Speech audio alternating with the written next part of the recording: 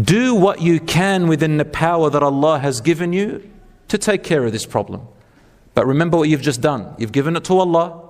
You've taken away all the expectations. Whatever outcome, you know that even if it's hard, because you gave it to Allah, He will assist you through it. And believe that and be motivated to it. And lastly, do what you can out of the resources that Allah had given you. Brothers and sisters, if you can get used to that, I swear, wallahi, any problem you go through, whatever comes your way, and it will, you will face many pains and many problems in your life. Don't you dare ever sit down and think you want a paradise where there's no pain, nothing. There has to be. But we don't know what's good for us and what's bad for us. You do what's halal.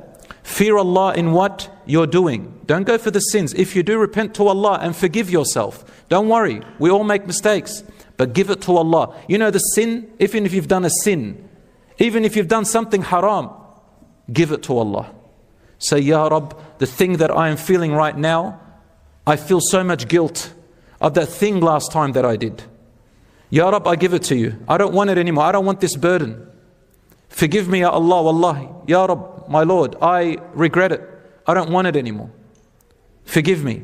Suddenly say, I don't have any expectations. I'm going to do my best. Be brave and keep going. Forgive yourself.